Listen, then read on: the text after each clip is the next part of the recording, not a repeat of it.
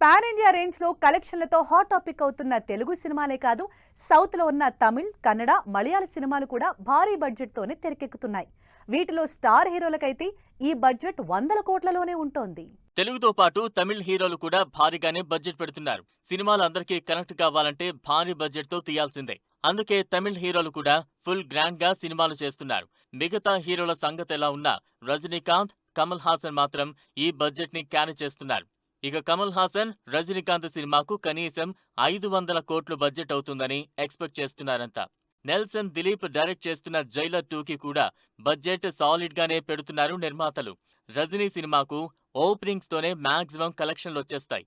అందుకే ఎంత బడ్జెట్ అయినా పెట్టడానికి రెడీ అవుతారు నిర్మాతలు.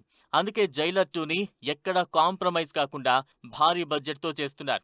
మరి అక్టోబర్లో రిలీజ్ అవుతున్న జైలర్ 2 ఈ బడ్జెట్ ని మించి ఎన్ని కోట్లు రాబడుతుందో చూడాలి. రీసెంట్ టైమ్స్ లో బడ్జెట్ భారీగా పెట్టి సినిమా చేస్తున్న హీరో విజయ్ 69వ సినిమాగా ఆడియన్స్ ముందుకొస్తోంది జననాయగన్. లాస్ట్ మూవీ కాబట్టి సినిమాను గ్రాండ్ గా 300 కోట్లకు పైగా బడ్జెట్ తో తెరకెక్కించారు. అంతకుముందు సినిమాలు సరిగా హిట్ అందుకోకపోవడంతో ఈ సినిమా కలెక్షన్ల మీద ఎక్కువ హోప్స్ పెట్టుకున్నారు ఫ్యాన్స్. అయితే జననాయగన్ మూవీ డిలేతో బడ్జెట్ లెక్కలు మాత్రం మారిపోతున్నాయి.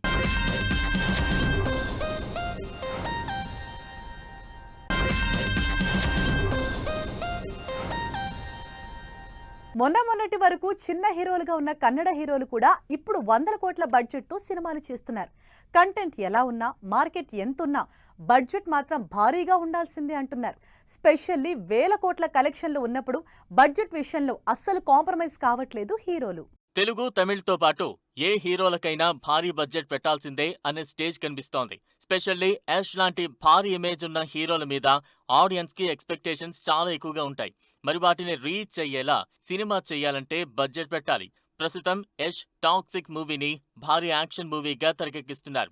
కేజీఎఫ్ తర్వాత చేస్తున్న సినిమా అంటే గ్రాండియర్ కు ఏ మాత్రం తగ్గకూడదు. ఆడియన్స్ ఎక్స్పెక్టేషన్స్ కు తగినట్టు సాలిడ్ ఎలివేషన్, యాక్షన్ తో టాక్సిక్ ని తెరకెక్కిస్తున్నారు. లేటెస్ట్ గా రిలీజ్ అయిన టీజర్ సినిమా గ్రాండియర్ ను చూపిస్తోంది. Hollywood range visuals, action sequence తో టాక్సిక్ సాలిడ్ కలెక్షన్లు రాబడుతుందంటున్నారు జనాలు. నయనతార, కియారా, హ్యూమా లాంటి పెద్ద స్టార్ కాస్ట్ రెమ్యూనరేషన్ కే ఎక్కువ బడ్జెట్ వెళ్లిపోతుంది. అందుకే ఈ సినిమాకు మినిమం 500 కోట్లకు పైగానే బడ్జెట్ అయినట్టు కనిపిస్తోంది. కన్నడ నుంచి రిషబ్ శెట్టి కూడా అంతే. లాస్ట్ ఇయర్ రిలీజ్ అయిన కాంతార 1 ను భారీ బడ్జెట్ తో తెరకెక్కించారు. 800 కోట్లకు పైగా కలెక్ట్ చేసిన ఈ సినిమాకు మరో సీక్వెల్ అనౌన్స్ చేశారు. నెక్స్ట్ ఇయర్ రాబోతున్న ఆ సినిమాను కూడా భారీగానే తెరకెక్కించబోతున్నారు రిషబ్.